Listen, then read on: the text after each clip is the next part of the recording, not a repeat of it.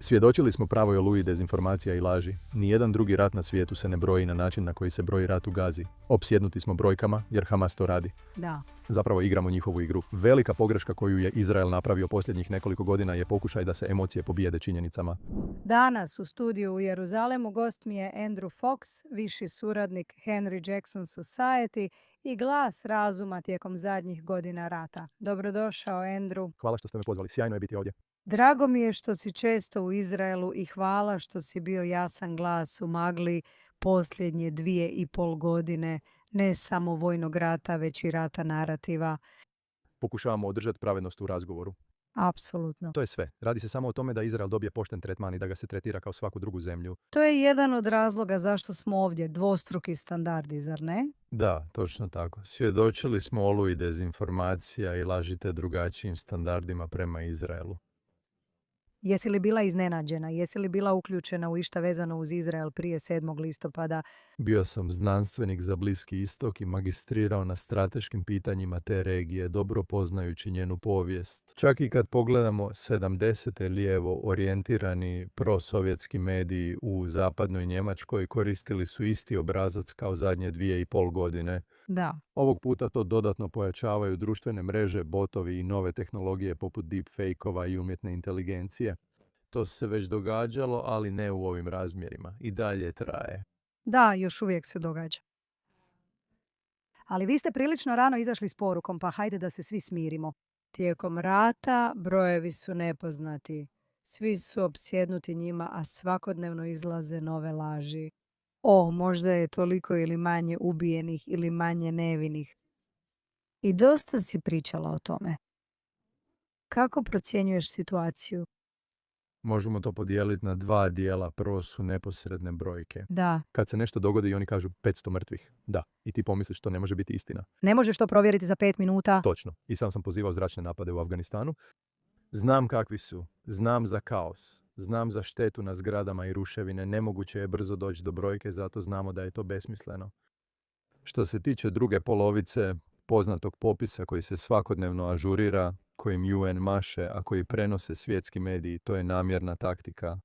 To je apsolutno namjerna taktika Hamasa. Tako je. Jer se nijedan drugi rat na svijetu ne broji na način na koji se broji u Gazi. Tako je. Na Wikipediji postoji razlika od 100.000 u broju poginulih u Afganistanu. Pa koliko onda? Rat koji je trajao 20 godina. Koliko je žrtava bilo u Afganistanu? Prema Wikipediji između 100 i 200.000. Dakle, između 100 i 200.000, što znači da ni godinama nakon rata još nema jasnih konačnih brojeva. Ipak Izraelu se nameće taj suludi standard da bi trebao znati već sljedeći dan. Nije važno, iako to zvuči hladno, jer svaka smrt znači onima koji su izgubili nekog. Ne mislim da nije važno ljudima. Na pravnoj i strateškoj razini važno je kako su umrli ti ljudi. Je li to bilo zakonito i proporcionalno? Da. I to je pitanje koje bismo trebali postavljati. A opsjednutošću brojkama, jer Hamas to radi, zapravo igramo njihovu igru. Postavljamo argumente na način na koji oni žele da ih postavimo. I ja sam to radio. Zapravo puno sam radio na tim brojkama i objavio sam taj rad preko društva Henry Jackson. Gledajući unatrag pomalo žalim jer sam ja postao dio njihove igre. Ali svi smo to napravili, zar ne, Andrew? Što smo drugo mogli učiniti? Krivi smo ako to napravimo i krivi smo ako ne napravimo. Ako ne smislimo uvjerljiv argument protiv laži i kleveta, onda ne reagiramo. Ako reagiramo, igramo njihovu igru. Igrali smo njihovu igru od trenutka kada se dogodio 7. listopada, jer što smo drugo mogli učiniti? Na neki način su nas matirali. To pokazuje još jedan problem. Hamas je vrlo učinkovit neprijatelj. Da. Znate, mislim da se nikada ne isplati podcjenjivati svoje neprijatelje. I mislim da je Hamas vrlo, vrlo pametan. Djeluju vrlo strateški. Točno znaju što rade. Siguran sam da imaju psihologe u svom timu, jer neke stvari koje su napravili i precizna okrutnost koju su uspjeli provesti to pokazuju. Misliš na taoce? Da, odličan primjer. Oni znaju što rade i jako su dobri u tome. Da, odlični su u tome i u propagandnom ratu. I naravno kada Katarci ulažu novac u, Al Jazeera, koju sam nazvala Goebbels TV, onda... Kombinacija je kampanja delegitimizacije i demonizacije koju smo vidjeli u posljednje 2,5 godine. Ljudi su sada opsjednuti brojkama, iako prije nisu znali ni jednu za rat. Svi su stručnjaci, Andrew. Svi. Da, i onda naravno imaš lažnu industriju koja taj broj množi s 10 na temelju nekog nasumičnog statističkog modela koji su upravo izmislili. Upravo tako. Tim bićem sada udara Izrael. Da. Dakle, da, Pa mislim da ćete u sljedećih nekoliko mjeseci objaviti knjigu pod nazivom Iskupljenje 7 frontova rata Izraela. Recite nam nešto o toj knjizi koju ste napisali. Pa, moja inspiracija zapravo je prije svega počinje s, znate, užasom 7. listopada, a zatim slijedi priča o iskupljenju kroz rat, jer je Izrael vojno i strateški sada u puno boljem položaju nego 6. listopada i više nije sa svih strana okružen. Važno je ne gledati samo jednu frontu u ovom ratu izolirano. Sve je to povezano. Na zapadu se jedva izvještavalo o tome da su tisuće ljudi bile raseljene iz sjevernog Izraela zbog raketa Hezbolaha. To je bilo gotovo potpuno zanemareno sve dok operacija s pejđerima očito nije stavila to na naslovnice svjetskih medija. Sirijska fronta, jemenska fronta, iranska fronta, sve su to međusobno povezane stvari. I ono što se dogodilo na jednoj utjecalo je na ono što se događalo na drugima. Zato mislim da je važno ispričati tu priču. Pokušat ću to kad završim knjigu. Nevjerojatno je, stvarno ste u pravu, ljudi to ne primjećuju. Jeste li kao vojna stručnjakinja osjećali da su svi proksiji to planirali istovremeno? Mislite li da su kad je jedan uskočio i ostali poželjeli isto? Moj osjećaj je da je Sinuer krenuo rano. To je uvijek bio plan. Ti si krenula rano, zar ne? Da. I ako razgovaraš sa, sjevernim zapovjedništvom u IDF-u, oni su se uvijek brinuli zbog 7. listopada, ali u izvedbi od Radvan snaga Hezbolaha, ne od Nukba snaga Hamasa. Da. Bili su spremni. Smatram da je raspored divizija na sjeveru bio jedna od najboljih ratnih odluka i da je time Hezbolah bio odvraćen. Dan poslije, 8. Mislim da je zapravo bilo 7. Da. Jedna od prvih odluka Galanta bila je premještanje tih divizija na sjever. I mislim da je to potencijalno spriječilo da situacija eskalira toliko loše koliko je mogla. Da, možeš li zamisliti kad se osjećam potišteno i traumatizirano zbog 7. listopada što smo svi ovdje doživjeli? Netko mi je rekao, možeš li zamisliti da su Hezbolah, Iran i Huti napali 7. listopada? Što bi se dogodilo? Da, mislim, to je nezamislivo. Stvarno je nezamislivo. Dakle, činjenica da je krenuo ranije iz bilo kojeg razloga, zbog komunikacije ili nije, što god da je bilo, on je, ne znam, mislio je da će imati više sreće. Pretpostavljam da je to bilo ono što je odlučilo rat tijekom te 2 bolne godine. Da, slažem se, to je poštena procjena. Uvijek treba analizirati obje strane. Da, Dakle, moramo analizirati izraelsko donošenje odluka, ali isto tako moramo analizirati i Hamasovo, apsolutno. jer tako izvlače pouke. Da. I mislim da kada utvrdimo te odluke, to se vjerojatno dogodilo, početkom listopada prije 7. proces donošenja odluka Hamasa. Dokumenti nađeni kod boraca koji su prešli granicu pokazuju da su planirali doći do Jeruzalema ako bi mogli. Zaista? Planirali su ići što dublje u Izrael koliko mogu istovremeno. Nisu li pretjerali? To je druga strana. Točno. Uživo su prenosili sve iz 2 razloga. Prvi je pokazivanje snage. Mislim da je cilj bio potaknuti zapadnu obalu, Hezbolah, možda i Siriju da ustanu, pokazati svima što su učinili. Hajde, učinimo cionistički entitet stvar prošlosti. Što je bilo s ostalim njihovim navodnim prijateljima i saveznicima? Misliš li da su to stvarno bili ili ne? Što ti misliš? Zašto misliš da ih to nije motiviralo? Prebacivanje IDF-a na sjever imalo je velik odvraćajući učinak. Ne mogu to dovoljno naglasiti, to je vrlo zanimljiv uvid, nisam o tome razmišljala na taj način. Imali ste i značajnu američku prisutnost. Istina, Biden je učinio svoje na početku rata. Rekao je nemojte i premjestio je vojsku, poslao nosač zrakoplova u regiju.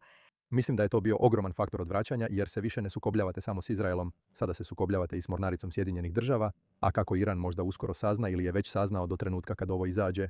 Znate, mornarica Sjedinjenih država je sasvim drugačija sila u odnosu na gotovo bilo koju drugu borbenu silu na svijetu.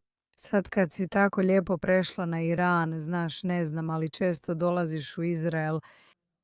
Želim ti postaviti osobno pitanje. Imaš li osjećaj da smo kao nakon rata ili pred novim ratom? Imam osjećaj da smo u limbu, Gaza je uglavnom završena, ali vidjet ćemo što će biti s Iranom. Osjećaš li da ovdje sada vlada poslijeratna atmosfera? Mislim da je oboje. Stvarno mislim da je oboje. Znaš, imam prijatelje koji rade u nekim prilično specijaliziranim jedinicama IDF-a i sinoć su ih pozvali da se ponovno obuku u uniforme. Izrael očito ovo shvaća ozbiljno i svjestan je mogućih posljedica. Ali s druge strane, kad dođeš na Ben Guriona, sada više nema plakata s taocima. Da, i to ti odmah upadne u oči. Zar to nije nevjerojatno? Da, to je prvi put. Nikad nisam Prvi put sam vidio, prvi put. kroz sva putovanja predstavljajući Izrael od 7. listopada nisam mogla zamisliti da ćemo doći do trenutka bez plakata. Jesi li mislila da će Hamas odustati? Ne, nisam. Ta prednost. Uvijek sam vjerovao da se talačka kriza rješava putem Dohe i djelomično Ankare, ali nisam smatrao da je poluga tamo. Nisam očekivao da će ih Trump jednostavno podmititi, što je zapravo prilično inspirirano. Što misliš pod tim? Dakle, Katar ti u zamjenu za to. Mi podmićujemo Katar. Da, dobili su, sva ta sigurnosna jamstva. Zapravo su, za malu zemlju u posljednje 2 godine postali ključni igrač na Bliskom istoku. Imaju 330.000 ljudi, nemaju vojsku. Nevjerojatno što novac može postići. Da, apsolutno. I sada su, na strateškoj poziciji. Da, odlično su to napravili, ali imaju vojnu bazu. Da. Znam, ali vratimo se na Iran, to je važno. Osjećamo da se nešto događa. Ti si vojna stručnjakinja. Daj scenarije, Andrew, svi smo napeti i ne znamo što slijedi. Hoće li rat biti kratak kao onaj od 12 dana ili dulji? Hoće li Izrael obaviti prljavi posao ili će Amerika intervenirati? Kako procjenjuješ, nećemo te držati za riječ? Postoji mnogo opcija, ali vojna snaga je samo jedna od državničkih poluga. Diplomacija i ekonomija su još 2. Godine 2026. informacija je 4. Da. Vidjeli smo kako su svi ti mehanizmi pokrenuti tijekom posljednjih nekoliko tjedana. Znate, sankcije očito djeluju. Washington pokušava nešto što izgleda kao diplomacija. Ja sam skeptičan da će to ikada uspjeti, sklopiti dogovor s Irancima. Mislite li da to rade samo da bi mogli reći da su pokušali? Da, mislim da je tako. Tako je, mislim da je tako. Ne mislim da bi itko to učinio. Što su već i učinili? Zar ne? Da. Da. Također, to daje vremena da se treća poluga postavi na mjesto, što znači dopremanje potrebne opreme i materijala u zaljev za napad. Sada smo vidjeli 2 grupe nosača aviona. Tako je. Velik priljev borbenih aviona iz europskih baza. Ipak još nije dosegnuo razinu iz Iraka, što pokazuje koliko je ta kampanja bila velika. Imaju li oni dovoljno sredstava da sruše režim, tek treba vidjeti iskreno. Ali kad pogledate vojne opcije koje su na stolu, vidim 2 moguće. U redu. Prva je ograničeni napad radi prisile na povratak za stol i odustajanje od iranskog. Oni su za stolom, ali nisu ozbiljni. Da, nisu se složili. Složili su se učiniti bilo što. Da, dakle, u suštini prvo upozoravajući udar i kažu ako ne dođete za stol i ne date nam što želimo, bit će još puno više. To bi bio logičan put eskalacije. Mogli biste vidjeti valove zračnih napada gotovo svakodnevno gdje se sustavno uništavaju režim, IRGC i sve sigurnosne institucije. Znamo da Donald Trump ne voli duge ratove. Tako je. Dakle, moglo bi završiti negdje na pola puta gdje izvedu veliki zračni napad, ali on nema odlučujući učinak. Ali zar to nije ono što smo imali u srpnju? Manje više. Što je potrebno za rušenje režima? Nama se u Izraelu uvijek činilo i osjećali smo da će veliki rat biti s Libanonom, s Hezbolahom. I uspjeli smo ih sasjeći prije nego što su uopće krenuli.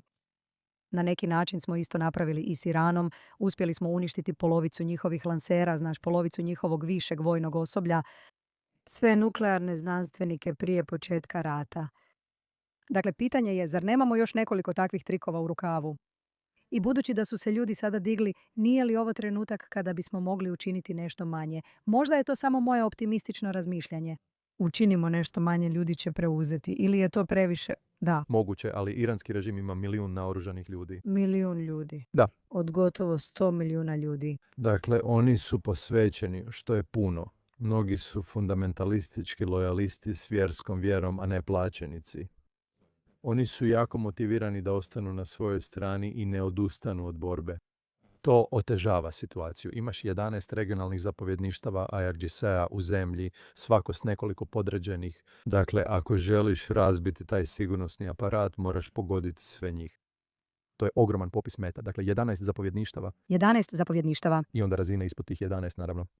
Ima li istine u izvještajima da su neki od njih prelazili na drugu stranu? Iranci imaju i vlastitu vojsku koja nije IRGC, a ni vojska ni policija nisu prelazile na drugu stranu. Je li to bilo samo puste želje? Mislim, nikad nisam vidio ništa stvarno potvrđeno o tome. I naravno imaju tu medijsku blokadu što čini dobivanje informacija s terena stvarno izazovnim. Mi smo također u informacijskom ratu. Naravno. Biće PR-a i propagande s obje strane. Smatram da naši zapadni, izraelsko-američko-europski napori nisu zlonamjerni, ali ipak vrše pritisak na režim. Naravno. I također na neki način pomoći dijaspori, iranskoj dijaspori i dati im nadu također. Ali gledajte, tražimo 3 stvari kada je riječ o promjeni režima. Tražite neku vrstu vojnog šoka, što znači da ljudi prelaze na drugu stranu ili odbijaju boriti se. Tražite narodni ustanak, što smo već vidjeli i koji je brutalno ugušen. Dakle, hoće li imati dovoljno snage da pokušaju ponovno? To je zanimljiv faktor na koji ćemo morati obratiti pažnju. I na kraju, psihološki šok. To bi bilo nešto poput toga da neki zaista visoki zapovjednik ili vođa promijeni stranu, prebježi, bude ubijen, pobjegne nešto, neki veliki seizmički potez. Pomislite na Asada koji bježi iz Sirije. Znate, na to otprilike mislim ovdje. Dakle, tražimo zapravo te 3 stvari. I još uvijek nemamo dovoljno dokaza da bismo mogli sa sigurnošću reći je li jedna od te 3 stvari već pokrenuta. Osim ako to nije sama suština napada, ako se on dogodi. Ne znam kako, ali ubite Homeinija. Da, točno. I to je, znaš, šok. Da, ali mislim da postoji još jedan faktor koji treba uzeti u obzir, a to je da su Iranci naučili iz 12-dnevnog rata Znaš, vidjet će svoje slabosti i ranjivosti te kako je Izrael lako uništio njihovu protuzračnu obranu. Dakle, posljednjih, koliko je to sada, 7 ili 8 mjeseci, proveli su mijenjajući taktiku. je li to dovoljno vremena da obnove i povrate izgubljeno? Razgovarali smo o Hamasu, njihovoj prilagodljivosti i pameti. Ne smije se podcijeniti neprijatelja. Nikada. Važno je to ne činiti. Prošlog mjeseca imao sam briefing u Tel Avivu gdje vjeruju da su zalihe raketa ponovno na razini prije 12-dnevnog rata. Wow, kažu da su još kupovali kineske rakete. Ipak rakete, Zar ne? ona eksplodira, još uvijek ozljeđuje ljude. Dakle, hoće li ih uspjeti lansirati ili ne, to je drugo pitanje, jer ne znamo kakva je situacija s lansirnim rampama, budući da je očito Izrael bio izuzetno uspješan u uništavanju tih rampi.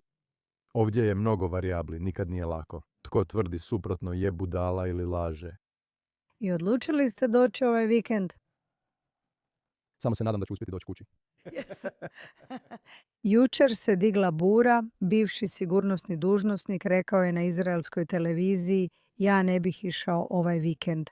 Ljudi su poludjeli, a ministar financija je rekao ne, zaboravite što je on rekao. Dakle, tu smo gdje jesmo, zar ne? Svi smo na iglama, ali već smo 3 tjedna na iglama. Mislila sam da će se to dogoditi prije 3 tjedna, ali nitko zapravo nije bio spreman. Trump je poslao nosač zrakoplova u Karibe zbog svojih poteza u Venezueli. Tako je. Bijela kuća i Pentagon mogu naučiti važnost zadržavanja nosača na potrebnim mjestima. Znate, Amerika ima, 11 grupa nosača zrakoplova, ali samo će se polovica koristiti u bilo kojem trenutku jer će se ostali obnavljati i slično. A koliko ih sada imamo ovdje? Imamo 2 sada. I misliš li da je to dovoljno? Moguće, ovisi o cilju. Žele li višednevnu ili višetjednu kampanju u valovima? Je li to dovoljno? Vjerojatno ne. Ako žele napraviti nešto malo ograničenije, onda gotovo sigurno da. Andrew, misliš li da bi ovo bilo nemoguće bez ljudi na terenu? To je ključno pitanje jer imamo mnogo toga. To je ono što svi... Brojni su primjeri neuspjelih promjena režima na Bliskom istoku s vojskom ili bez nje. Znate, Irak je bio katastrofa, nije bilo gore. Libija je bila katastrofa. Da. Siriji je trebalo jako dugo da Asad bude svrgnut. I čak tada, svrgnut je zapravo samo zbog unutarnjih incidenata. Svrgnut je jer je Hezbollah bio neaktivan zbog rata s nama. Turska je podržala HTS da ga svrgne. Toliko je primjera gdje je to pošlo po zlu. Sve je u planiranju, sve je u tome da se strategija postavi ispravno. I ako pogledamo sve te stvari, pogreška koju smo napravili u svima njima bila je ta što nismo imali jasno definirano strateško krajnje stanje. Koristimo vojnu silu kako bismo postigli politički cilj. Tako je. Ako išta učimo iz zadnjih 20 godina, to je potreba za tim. To je pogreška koju je Izrael učinio u Gazi. 2 godine smo pitali koji vam je cilj i je li ostvariv. Na kraju gospodin Trump je odlučno intervenirao. Da. To seže do Klauzevica i pruskog razmišljanja s početka 19. stoljeća. To je bezvremenska lekcija. Pa da, nismo baš dobri u strategiji. Mi smo kao majstori taktike, ali nismo dobri u strategiji. Možda je to zato što jednostavno nismo navikli na dugoročno razmišljanje, jer ovdje jednostavno živimo iz dana u dan. Nevjerojatno je komplicirano. Da, Znaš, to je istina. ovo je partija 10D šaha na Bliskom istoku jer svaka akcija ima neočekivane reakcije. I znaš, nikad ne znaš kamo će to otići. Znaš, tko je očekivao pada sada? Nitko. Ne, stvarno. Nitko nije vidio da će se to dogoditi. Znaš, i tako se brzo stvari ovdje mogu promijeniti. Formuliranje strategije je vrlo teško. Osjećam se kao general iz fotelje. Ne, ali to je točno. Ne možeš, zauzeti čvrst stav i reći da će se to dogoditi u tako složenom okruženju gdje se svašta može dogoditi. Nadam se najboljem. Koji bi bio najbolji ishod ako sanjarimo? San je da te tri poluge, vojna, diplomatska i ekonomska, natjeraju režim da odustane i pobjegne. Tako je, kad shvate da nema izlaza. Nema izlaza, stjerani su u kut. Narod će se pobuniti, a očito imaju tajnu podršku Amerike i Izraela na terenu. Vide da im je odzvonilo i pitaju Putina možemo li dobiti daću. Biće malo gužve u Moskvi, zar ne? Već imaju Asada tamo. Imam 3 pregleda očiju od Asada, tako da u svemu ima nešto dobro. Stvarno je nevjerojatno. Na što si ovih dana usredotočen, Andrew? Što ti je glavni fokus? Po temama ili po aktivnostima. Da, oboje. Trenutno sam na drugačijem putu jer se vojna situacija smirila. Imam psihološku pozadinu i vojno iskustvo. Uskoro objavljujem rad o psihologiji dezinformacija, zašto mozak prihvaća laži i kako nas zlonamjerni akteri manipuliraju da povjerujemo dezinformacijama. Možda nam možeš pomoći da ovdje razvijemo pristojnu strategiju za narativni rat koji smo tako teško izgubili. Bio sam u Izraelu na konferenciji i govorio o tome ovaj tjedan. Ljudi su svjesni problema. To je problem star 2 do 3 tisuće godina, ukorijenjen u antisemitizmu. Da, to je lijepa. Igra brojeva. Da i ne, nemamo nikakvu strategiju. Nemamo ljude. Za informacije, svakako, to ti priznajem. Nemamo nikakvu strategiju. I također moja velika kritika je da je naše, kako god to želiš nazvati, naše narativno ratovanje izrazito politizirano. I zaista vjerujem da bismo trebali imati, kao što imamo agenciju za inovacije, trebali bismo imati agenciju za narativno ratovanje s profesionalcima, s odjelima. Shvatite to ozbiljno. Potpuno se slažem. I stvarno velika pogreška koju je Izrael napravio posljednjih nekoliko godina je pokušaj borbe protiv emocija činjenicama. Točno. Jer ako se želite svađati sa svojim partnerom, mužem, ženom, što god bilo, Nije stvar u činjenici. situacija se zahuktava. Kažete smiri se, iracionalan si. Da. Kako to obično završi, samo dolijevate ulje na vatru? Možete pitati mog muža. Mogu samo zamisliti. Ali, znate, to je ono što Izrael zapravo radi, jer su ljudi uznemireni zbog slike mrtvog djeteta ili čega već. Da, Izrael je odgovorio da je napad bio zakonit i proporcionalan te da su slijedili proces ciljanja. točno. Ljudi kažu, nije me briga, jako sam ljut zbog ovog mrtvog djeteta, što mi je razumljivo. Apsolutno. Boriti se s tim osjećajem je jako teško. I tako pišeš rad o psihološkom ratovanju, što mislim da je, stvarno vjerujem da smo u ovom hibridnom ratu. To je vojno i propagandni narativ, a psihologija je dio te propagande, zar ne? Više nego ikad, u dobu društvenih mreža. Ja to nazivam konvergentnim ratovanjem. Konvergentno, taj izraz sam preuzela od Erika Weinsteina, znate, znanstvenika, on to naziva hibridnim, ali konvergentno je dobar izraz. To je čest izraz. Zapravo, konvergentno je moj izraz. Ja sam ga izmislio. Lijepo. Smatram da smo sada nadišli hibridno gdje se tehnologija, informacije i taktike stapaju. Da, I odličan primjer je razmislite o 4-mjesečnoj pauzi između operacije u Han Yunisu i one u Rafi u Gazi od siječnja do travnja. Do toga je došlo zahvaljujući informacijama. Svi pogledi su bili uprti u Rafu, sjećate li se toga? upravo tako. To je utjecalo na Bidena da spriječi Izrael u ulasku. To stalno govorim izraelskim vlastima. Stalno im govorim, vi mislite da je to odvojeno, ali zapravo ima implikacije na nacionalnu sigurnost. I koristim taj primjer. Sada postoji pojam konvergentnog ratovanja predstavljen na GNS-u. Odlično. Prvi ste ovdje čuli za konvergentno ratovanje Andrewa Foxa. I dakle, ako biste nam sada davali savjet, što bi bila prva stvar koju biste učinili? Recimo da ste sada savjetnica vlade Izraela. Moj san bi bio da netko izvana dođe i kaže trebate rješenje. Mislim da bih počeo s malim stvarima. Počeo bih s razumijevanjem da ovo nije brza pobjeda. Tako je. To je teško jer društvene mreže pružaju brzi dopamin i ljudi su navikli na instant rješenja. Ovo je program oporavka od 20 godina. Slažem se. I pomisli kad je Katar počeo prije 20-30 godina. Da, riječ je o gradnji s niske razine. Pokušaj pronaći tu emocionalnu povezanost s Izraelom i ostatkom svijeta. Pokaži zašto je Izrael važan. Pokaži to, znači pokaži da Izraelci... Su obični ljudi. Točno, oklijevam reći, ali takva je percepcija. Znate, Izraelci imaju rogove i sve što rade je da ubijaju Palestince. Da, očita glupost. Apsolutno. Ali morate početi graditi tu bliskost na najnižoj razini. Dakle, to je mala postupna kampanja za izgradnju te veze. I onda, znate, iskoristite sjajne stvari o Izraelu. Znate, nevjerojatna medicinska dostignuća, tehnološki razvoj, znate način na koji je Izrael sila dobra na Bliskom istoku i u širem svijetu. Da. I pokazati to ljudima na ljudskoj razini. Dakle, umjesto da kažemo, pogledajte, napravili smo lijek za rak. Da. Kažemo, pogledajte, netko je iz Chicaga koji je ozdravio zahvaljujući ovoj stvari. Sada ima još 20 godina života i unuke. Ključ je učiniti priču ljudskom. Ne, potpuno se slažem. To me zapravo podsjeća na pismo koje je Charlie Kirk napisao. Netanjahu govori isto što i vi i kaže da to možete učiniti. Kampanja Prijatelju, krivo si nas shvatio, bila je njegov primjer, što je slično onome što vi govorite.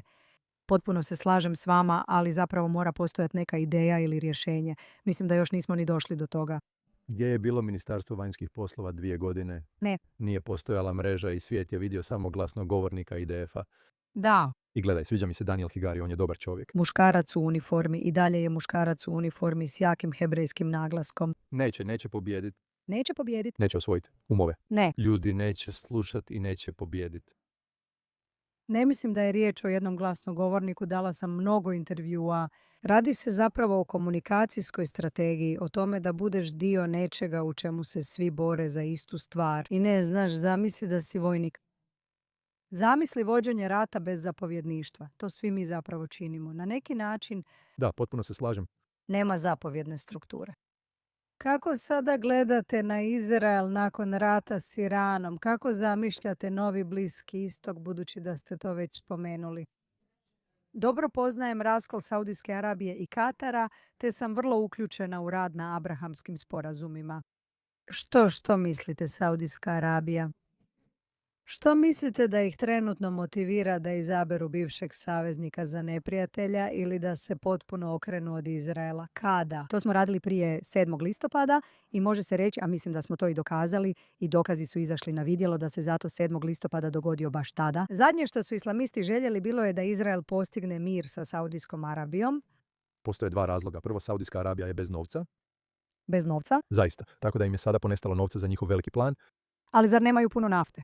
Imaju. Ali cijena barela mora biti na određenoj razini da bi njihovi dugoročni planovi bili isplativi, a trenutno je znatno ispod te cijene, dakle pod financijskim su pritiskom. Wow. Drugi više strateški faktor je pojava konkurencije u zaljevu i Bliskom istoku koja nije postojala prije rata. Turska i Katar su dobili veliki poticaj. Zar ne? I to je sada postavilo strateško natjecanje jer je Saudijska Arabija bila svojevrsna neprikosnovena supersila na Bliskom istoku. Bili su. Sada imaju suparnike. Sada im se pridružuju umjesto da ostanu sa starim prijateljima poput U8. Oni rade ono što uvijek rade i igraju na obje strane. To je gotovo školski primjer kako arapske države vode međunarodne odnose. Katarci su to napravili i osigurali se na obje strane. Uzet će puno novca od Kine, tajno se dogovarati s Iranom, a istovremeno se ulagivati Washingtonu. Imaju prednost jer kao nedemokracija mogu dugoročno planirati. Pozicionirat će se ne za 2026. već za 2046. ako ne i kasnije. Da, pretpostavljam za njih, ali to je možda samo moje mišljenje. Ali činjenica o budućem slobodnom Iranu vjerojatno ne pomaže kad su u pitanju cijene nafte, jer su, znate, tako bogati sirovom naftom. Trebaju im samo rafinerijski kapaciteti sa zapada. Cijena nafte pada? Ako miniraju Hormuz, cijena nafte će porasti, što odgovara Saudijskoj Arabiji. Uvijek su to međusobno povezani interesi. Kao što sam rekao, ako to vratite na vojnu, ekonomsku i diplomatsku razinu, oni razmišljaju upravo u tim 3 područjima. Stvarno je lijepo što često dolaziš u Izrael. Što radiš kad se vratiš kući? Što govoriš svojim prijateljima, kolegama, ljudima s kojima razgovaraš o načinu razmišljanja ovdje? To je stvarno nezgodno pitanje. Stvarno je nezgodno jer mislim da je šarm Izraela ogroman i to je nešto o čemu često govorim. Moraš biti ovdje da to vidiš. Da bi to razumio, znaš, moraš vidjeti kako izgleda plaža u Tel Avivu. Da bi to stvarno shvatio. Moraš vidjeti te nebodere, izgleda kao bilo koji zapadni grad. Da. Mnogi toga nisu svjesni i misle da će biti loše. Da, kao Bagdad. Da. I onda naravno tu je ta stvarna očita ljubav i briga za samu zemlju koja stvarno dolazi do izražaja. Mislim, barem za nekoga tko je izvana. Da. Kao, ovo bi trebala biti pustinja. Da. Nije tako. Izraelci ulažu ljubav i brigu u očuvanje svoje zemlje, što se jasno vidi. Moraš priznati da postoje nesavršenosti i mane, kao u svakoj zemlji. Da. Ali i na humorističan način. Mislim, pa, moramo. Mislim, to je ono što je održalo židovski narod na životu, zar ne? Naš crni smisao za humor. Znaš, Andrew, oboje smo Britanci. Što misliš, brineš li za zemlju? da i ne. Izraelci me to stalno pitaju. Da, imaju malo pretjeranu percepciju koliko je loše. Znaš, Postoje loša područja, to je neosporno. zar ne, znaš? Odeš, pitaću. Ja sam navijač Aston Ville pa sam dolazio tijekom prijelaznog roka, zar ne? Kaos. Dobivao sam prijetnje smrću zbog toga i to nije normalno, znaš, to nije normalno. Tako da, znaš, postoje područja gdje je to problematično, a također se događa i ta blaga politička subverzija. Ti sa zastupnicima za Gazu, Tako je. to je glasanje po sektorskim linijama. Mi to ne radimo u Ujedinjenom Kraljevstvu, pa možda u Sjevernoj Irskoj, ali mi ne glasamo tako. Imate svog regionalnog zastupnika koji bi to trebao rješavati. Da, zabrinjavajuće je, ali na većini mjesta život ide normalno, bez rasta BDP-a, svi se žale na vrijeme, čekaju u redovima i opsjednuti su čajem. Izvrsno čekanje u redovima, to Izraelci još nisu naučili čekati u redu. Ben Gurion prijava je jedno od mojih omiljenih mjesta samo za promatrati ljude i postati frustriran. Izrael nije uspio savladati čekanje u redu.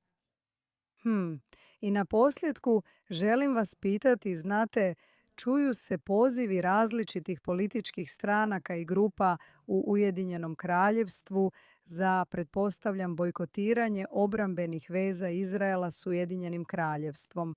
I rekla sam nešto zanimljivo što sam danas pročitala, Zak Polanski tip neki. Nemam nimalo poštovanja prema njemu.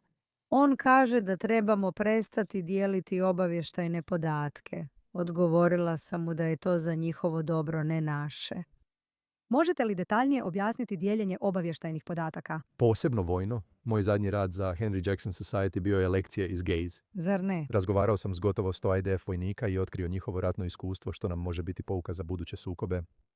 Mnogo možemo naučiti iz izraelskog pristupa. Danas su Ukrajina i Izrael vodeći stručnjaci za ratovanje i ludost je ne učiti iz onoga što je Izrael postigao u posljednje 2 i nešto godine. Daću vam jedan primjer koji mi je posebno ostao u sjećanju. Danas je 600 izraelskih vojnika živo zahvaljujući medicinskim inovacijama i promjenama u medicinskim postupcima temeljenima na podacima koji bi 2016. umrli od rana. Nevjerojatno je. 600 obitelji ima žive sinove zahvaljujući inovacijama Izraela tijekom rata. Zašto ne bismo učili iz toga? Bio sam na 13 sprovoda kolega i prijatelja iz Afganistana. Vau. Sama pomisao da bi možda neki od njih preživjeli da smo učili od IDF-a slama srce. Dakle, znaš, takve stvari kao što kažeš, ovo će nas učiniti boljima. To znači manje letova u Brize Norton s ljesovima pod zastavom Ujedinjenog Kraljevstva ako odemo u rat. O tome govorimo. Ne govorimo čak ni o razmjeni informacija o radikalnim islamistima koji bi mogli doći u Britaniju, a za koje možda znamo.